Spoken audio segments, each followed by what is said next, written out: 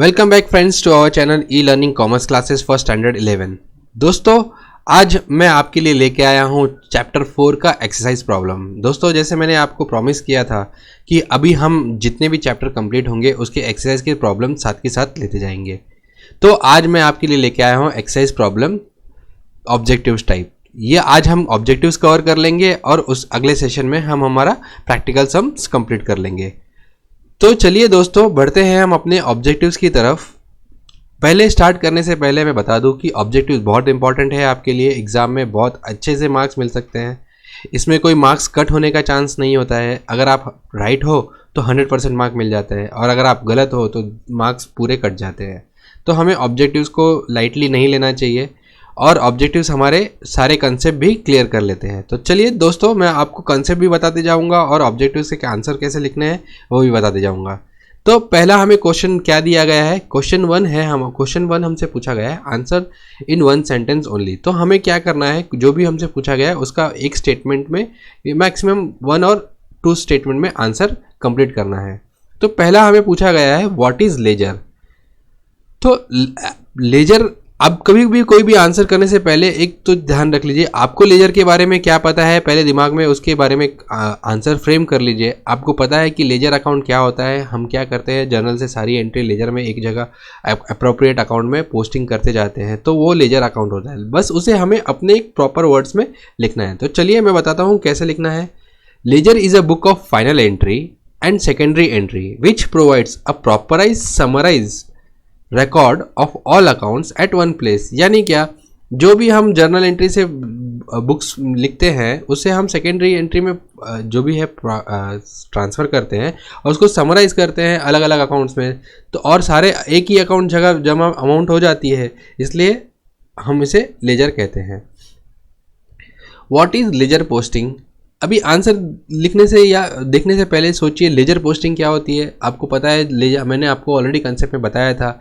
हम journal entry पास करते हैं और जर्नल से हम लेजर में जो ट्रांसफ़र करते हैं उसे हम क्या कहते हैं, लेजर पोस्टिंग। उसी को हम आंसर लिखने वाले हैं। Ledger posting means an act of transferring journal entry from journal proper to subsidiary books to their respective ledger account.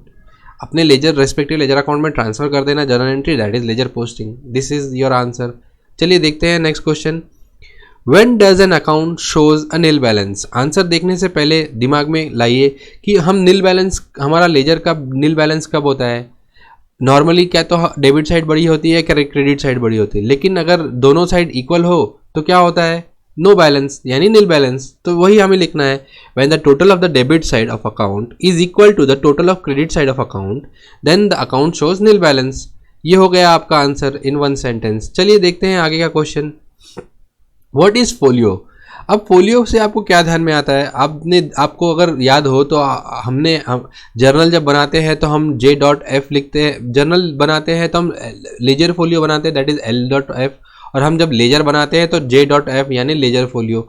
यानी फोलियो का नंबर क्या होता है, आपको मैंने बताया था कि फोलियो नंबर हम पेज नंबर को देते हैं। जिस पेज पे वो एंट्री होती है उस पेज का नंबर हम वहाँ लिख देते हैं फोलियो नंबर में, ताकि जब हमें ज़रूरत पड़े तो हम वो पेज पे जाके तुरंत चेक कर सके। वही हमें आंसर लिखना है 1 सेंटेंस में। Folio means a page number in the ledger account where we mention journal folio which refers to page number of journal from where the journal entry has been transferred into ledger account या फिर ledger। that is your answer। चलिए देखते हैं next question. where is a statement from form of ledger account is used in actual practice? दोस्तों, ledger form of account actual practice में कहाँ use होती है? Normally statement form of ledger account कहाँ use होती है? दोस्तों मैं बता दूँ आपको, statement form of ledger account हमें नॉर्मली कंप्यूटराइज सिस्टम में ही यूज़ होती है। तो हमें आंसर भी वही लिखना है कि in a computerise system of accounting we use a statement form of ledger account in actual practice. जब आप काम करोगे कंप्यूटर पे तो आपको इसके बारे में भी समझ में आ जाएगा। Why proprietor capital account is a liability to for a business? ये तो आंसर मैंने आपको कई बार बता दिया है कि हम बिजनेस के पर्सपेक्टिव से अकाउंट बनाते हैं और businessman for accounting purpose different person होते हैं। तो जो भी प्रोप्राइटर अपने बिजनेस में पैसा लाता है उससे हम उसके लिए उसकी लायबिलिटी क्रिएट, बिजनेस की लायबिलिटी क्रिएट करते हैं। तो वही हमें आंसर भी लिखना है। According to the business entity concept of accounting, the proprietor and the business are two entities and the accounts are maintained from the viewpoint of business. Hence, the capital introduced by the proprietor is a liability for a business. So simple. चलिए देखते हैं आगे का question. Why does cash account never shows credit balance? इसका भी मैंने answer आपको कई बार बोला है कि कैश हमारे हाथ में जितनी है उतना ही हम खर्च कर सकते हैं, उससे ज़्यादा कैसे खर्च करेंगे. आपके पास 100 रुपये है तो आप 100 रुपये से ज़्यादा कैसे दे सकते हो. सो वही हमें आंसर भी लिखना है कि cash account never shows credit balance because cash payment can never be more than the cash receipt और एक्चुअल कैश इन हैंड. आपके पास जितनी कैश आई है या आपके पास ऑलरेडी जितनी कैश बची हुई थी उससे ज़्यादा आप खर्च कर ही नहीं सकते हो. तो इसीलिए कैश अकाउंट क्या तो ज़ीरो हो सकता है या डेबिट बैलेंस. नेगेटिव यानी क्रेडिट बैलेंस कभी नहीं हो सकता. चलिए देखते हैं आगे का question. What is trial balance? दोस्तों हमने ऑलरेडी ट्रायल बैलेंस देखा है. फिर एक बार आपने दिमाग में ले आइए ट्रायल बैलेंस में हम क्या करते हैं. सारे अकाउंट्स लिखते हैं, उसकी जितनी भी लेजर की जितनी भी बैलेंस रहती है वो वहाँ पे एक जगह लिख लेते हैं ताकि हमें अर्थमेटिकल एक्यूरेसी है कि नहीं हमारी वो चेक हो सके. वही आंसर लिखना है हमें. चलिए देखते हैं. Trial balance shows the balance of different ledger account which helps in establishing arithmetical accuracy of books of accounts and form basis for preparation of final account. दोस्तों ट्रायल बैलेंस से ही हम हमारा फाइनल अकाउंट भी बनाते हैं यानी profit and loss balance sheet, तो वो भी हम इसमें लिख देते हैं. चलिए देखते हैं आगे का क्वेश्चन. अब हमें दूसरा क्वेश्चन क्या पूछा गया है. Write down the word term phase which can be substituted each of the statement. हमें एक स्टेटमेंट दी जाती है और उसके बारे में उसके एक वन वर्ड क्या हो सकता है उसका हमें वो लिखने जाना है. बहुत ही मज़ेदार है. चलिए देखते हैं. Principal books of account. दोस्तों आंसर क्या होगा सोचिए ज़रा कि हमारा प्रिंसिपल बुक्स ऑफ अकाउंट क्या होता है. हमारी जर्नल प्राइम एंट्री होती है. प्रिंसिपल बुक्स क्या होती है हमारी लेजर, क्योंकि अकाउंट्स हम लेजर में बनाते हैं. तो आंसर क्या होगा इसका लेजर. याद रखना सिंपल है. प्रिंसिपल बुक्स ऑफ अकाउंट हमारा लेजर है. Transferring the journal entry in appropriate account in ledger. दोस्तों हमने पीछे भी देखा था इसका आंसर, आपको पता ही है अभी कि इसको हम पोस्टिंग कहते हैं. पोस्टिंग यानी जर्नल एंट्री से लेजर अकाउंट में transfer. Page number of the ledger on which entry is posted. जहाँ पे एंट्री पोस्ट की गई है उसका पेज नंबर का किस पे लिखते हैं हम. Folio number. Yes ledger folio में. आगे का question. The process of extracting the balance and inserting in on laser side of account. हम क्या करते हैं जब अकाउंट लेजर अकाउंट बनाते हैं तो उसका हम डेबिट साइड और क्रेडिट साइड बैलेंस करने के लिए क्या करते हैं उसको बैलेंसिंग कहते हैं. आपको पता ही है तो बस हमें वही करना है, बैलेंसिंग लिखना है. Debit balance to the personal account. Personal account को डेबिट बैलेंस से यानी क्या आपका डेटर होगा. सोचिए मैंने आपको बताया था. यस वही आंसर है भी है. Credit balance to the bank account. आप बैंक को क्रेडिट बैलेंस है यानी बैंक पहले के पास हमारा पैसा, हमें बैंक को हमसे पैसा लेना है यानी बैंक हमारी क्रेडिटर है हो रही है तो यानी हमने उनसे कुछ तो भी ओवरड्राफ्ट या लोन लिया है तो बैंक ओवरड्राफ्ट हो गया इसका answer. According to the accounts to be debited for goods damage by fire. अगर गुड्स डैमेज बाय फायर होता है तो हम कौन सा अकाउंट बनाते हैं. Yes loss by fire account हमने ऑलरेडी बनाया है वो जहाँ जहाँ ज़रूरत पड़ी.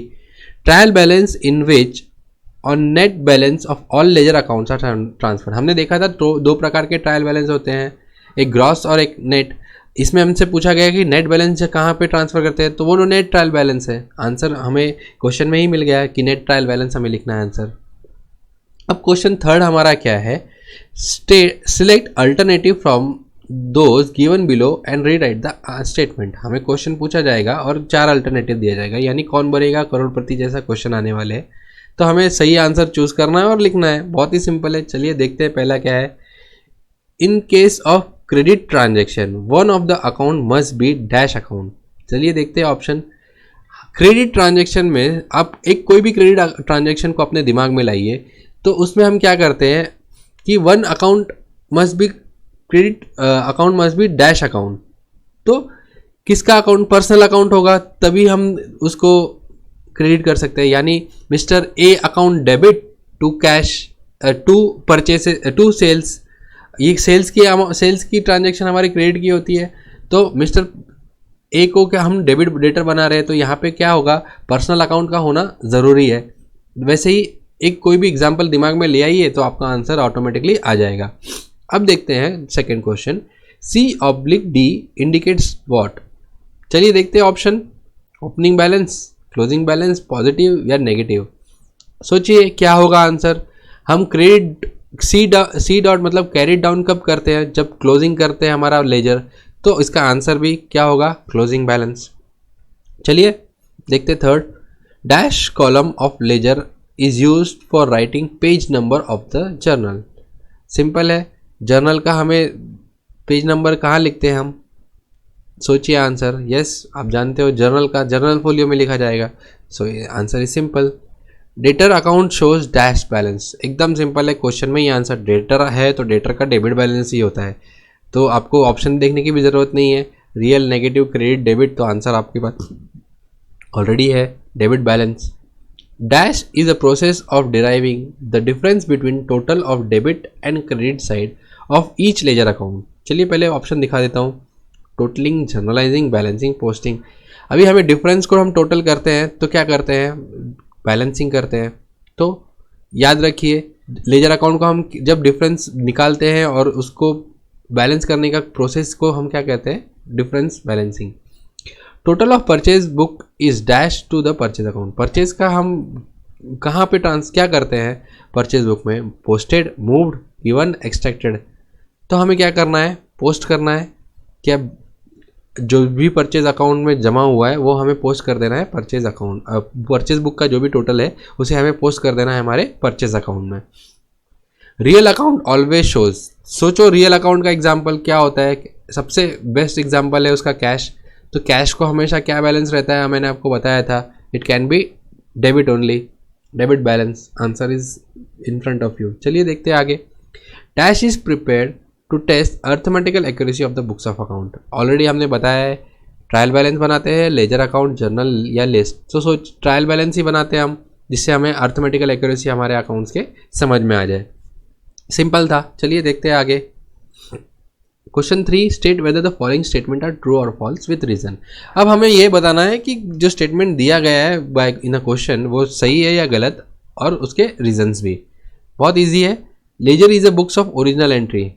दोस्तों आप जानते हो मैंने आपको ऑलरेडी बताया था, ओरिजिनल एंट्री बुक्स की जर्नल होती है और अकाउंट्स हमारा लेजर होता है, prime entry.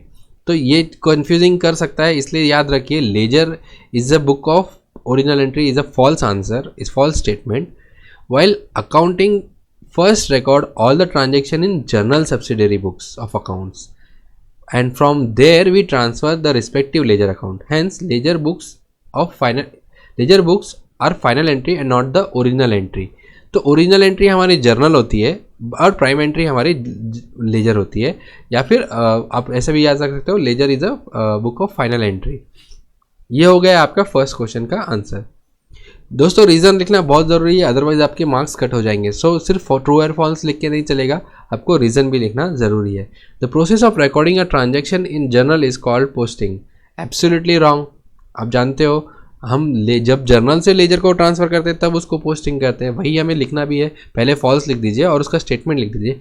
The process of recording transaction in journal is called journalising. हम जर्नल में जो लिखते हैं उसे जर्नलाइजिंग कहते हैं। And the process of transferring the journal entry from the journal proper और subsidiary books to their respective ledger account is called posting. Simple. ये हो गए आपके फुल मार्क्स। थर्ड क्वेश्चन क्या है, a cash withdrawal from the business by a trader should be credited to drawing account. दोस्तों credit हमारा income होता है, तो हम जब पैसे निकालते हैं बिजनेस से तो बिजनेस से उसकी लायबिलिटी कम होती है, तो हम क्रेडिट करेंगे या डेबिट करेंगे ना। यस, इसलिए इसका आंसर फॉल्स है। तो इसका आंसर हमें क्या लिखना है, cash withdrawal from the business should be debited to drawing account as liability of business toward the proprietor is reduce. तो हमारा लायबिलिटी रिड्यूस हो रहा है, इसलिए हम ड्रॉइंग अकाउंट को डेबिट करेंगे ना कि क्रेडिट करेंगे, क्योंकि हम कैपिटल अकाउंट को क्रेडिट करते हैं जब बिजनेस में मनी इंट्रोड्यूस होता है। State whether the following transaction balance of nominal account are carried forward to next year.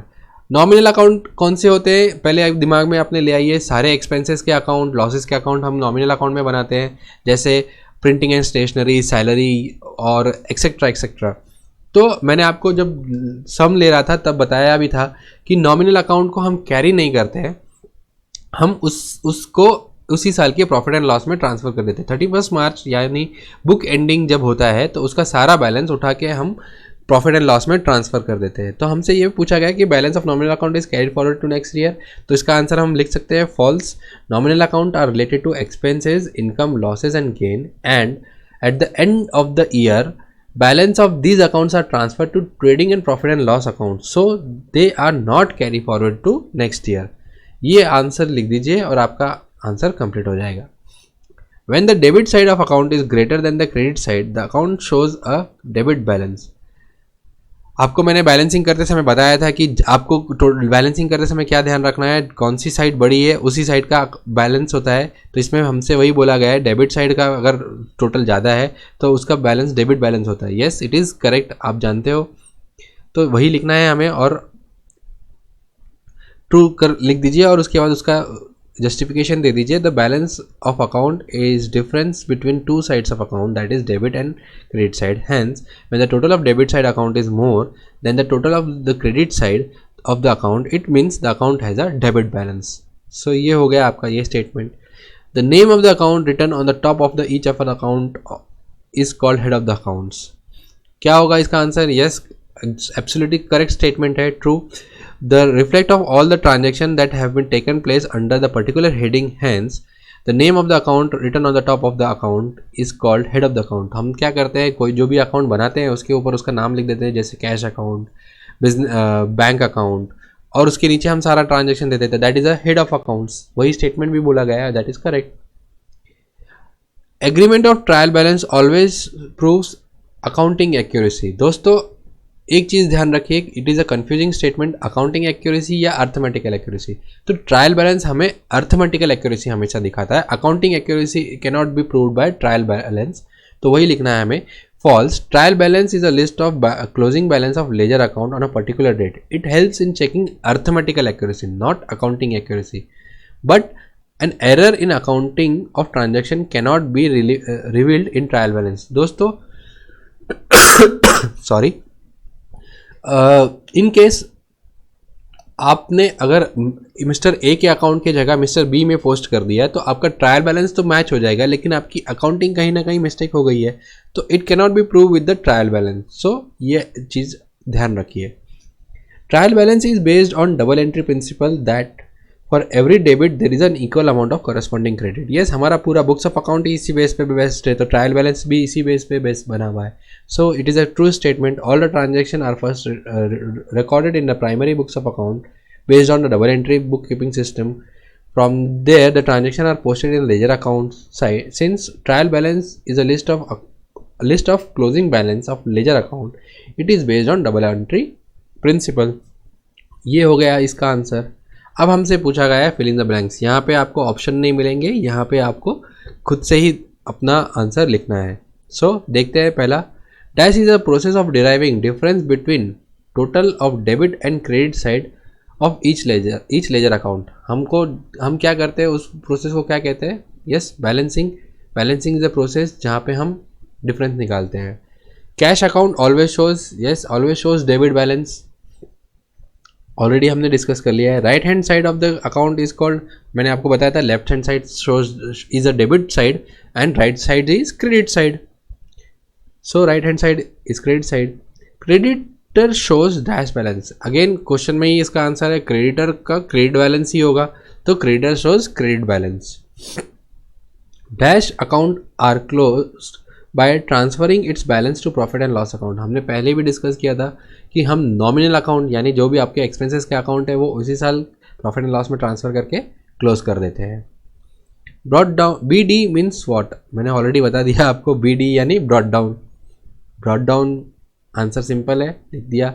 Rent paid for the residential quarter will be debited to drawing account, क्योंकि residential quarter है इसलिए drawing account, वही business के लिए होता तो business expenses होता। Sold goods of 24,000 at 20% profit on cost the purchase price of good is. दोस्तों इसका आंसर कैसे निकालना है वो भी बताऊंगा मैं आपको, पहले आंसर देख लीजिए। It is 20,000। कैसे डिराइव किया चलिए मैं आपको दिखाता हूँ। कंसीडर कीजिए आपने 100 रुपीज़ का माल, आपको क्या बोला गया है 20% प्रॉफिट ऑन कॉस्ट। समझ लीजिए आपने 100 रुपये का कुछ माल लाया तो 20% प्रॉफिट लगाओगे यानी 20 रुपीज़ यानी 120 में बेचोगे आप।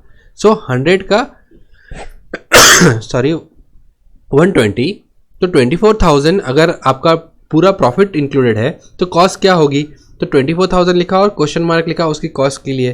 तो अभी हमें क्रॉस मल्टीप्लिकेशन किया है जो हमने 9th और 10th में सीखा था। क्रॉस मल्टीप्लिकेशन कैसे करना है आपको, 24,000 इंटू 100 डिवाइडेड बाई 120। अब इसका आंसर निकालोगे तो 20,000। ऐसा क्वेश्चन अगर एग्जाम में आए तो इतना छोटा सा वर्किंग कर लीजिए और लिख दीजिए और 100% मार्क्स आपको मिल जाएंगे। चलिए देखते हैं आगे। अभी हमसे पूछा गया है कंप्लीट द फॉलोइंग टेबल। तो हमें क्या बोला गया है, जैसे मैंने आपको पीछे का सम दिखाया left hand side right hand side, तो अभी हमें एक कॉलम एम्प्टी रखी गई है, उसके रिलेवेंसी में कुछ दिया हुआ है। तो हमें जो कॉलम ब्लैंक है उसमें क्या आंसर आएगा वो देखना है। हमें क्या बोला गया है, dash means posting, sale return means sale inward. तो हम क्या करते हैं, लेजर में पोस्टिंग करते हैं, लेजर के साथ उसका लेजर पोस्टिंग होता है, जर्नल का जर्नलाइजिंग होता है, लेजर का पोस्टिंग होता है और सेल रिटर्न का रिटर्न इनवर्ड। तो ये आपका आंसर हो गया लेजर। अगेन जर्नल का जर्नलाइजिंग होता है, जैसे सेल रिटर्न का रिटर्न इनवर्ड हो सकता है, सेल रिटर्न यानी रिटर्न इनवर्ड। तो रिटर्न आउटवर्ड होगा तो यस अपोजिट परचेज रिटर्न। सो ये हो गया आपका इसका आंसर। L.F हम कब लिखते हैं, जर्नल में। तो लेजर में हम क्या लिखते हैं, सिंपल है J.F। ये हो गया हमारा इसका आंसर।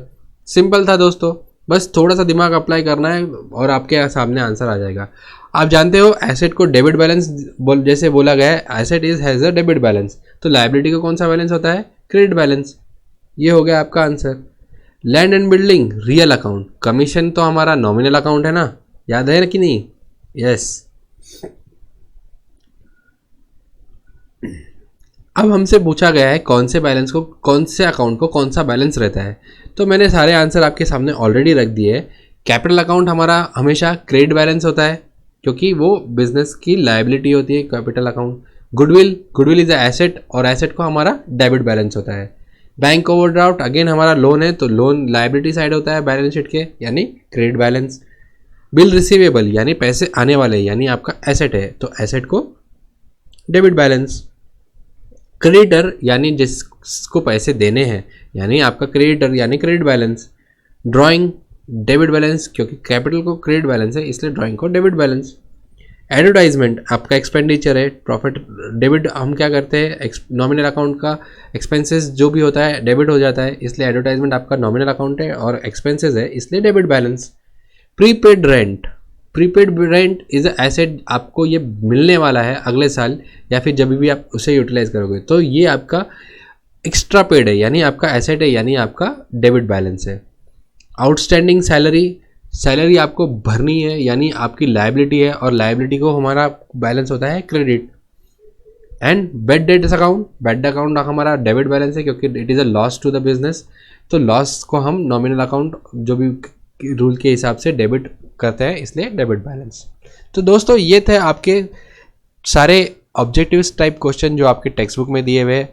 अगले सेशन में हम लेके आएंगे आपके प्रैक्टिकल क्वेश्चंस जो आपके लेजर बुक्स टेक्स्ट बुक में दिए हुए हैं और उसे मैं आपको रिवील करके बताऊंगा किस तरह कितना सिंपल होता है ये सब सारे सम सॉल्व करना अगर हम स्टेप बाय स्टेप सॉल्व करें। दोस्तों आई होप आपको हमारा वीडियो अच्छा लगा होगा। So keep commenting and keep posting our videos with to your friends. तब तक के लिए दोस्तों थैंक यू, बाय बाय। क्या आपको टेक्स्ट बुक के दिए हुए क्वेश्चन की चिंता सता रही है? क्या आपको इस बात की चिंता है कि आप एग्ज़ाम के पहले अपना पोर्शन किस तरह से रिवाइज कर सके? तो यह है उसका सॉल्यूशन। हम लेके आए हैं 11th स्टैंडर्ड अकाउंट्स के लिए नोट्स एंड गाइड जो आपके टेक्स्ट बुक के दिए हुए क्वेश्चन को तो सॉल्व करेगा ही, साथ में आपको मिलेगा इंपॉर्टेंट क्वेश्चन जो आपके एग्ज़ाम के लिए ज़रूरी है। और इसमें आपको मिलेंगे कुछ कॉम्प्रिहेंसिव सम्स जो आपको एग्ज़ाम के कुछ मिनटों पहले रिवाइज करने के लिए आसानी होगी। तो दोस्तों, अगर आपको चाहिए आपका डाउट्स एंड गाइड तो क्लिक कीजिए नीचे दिए हुए डिस्क्रिप्शन पे और पाइए आपकी खुद की कॉपी।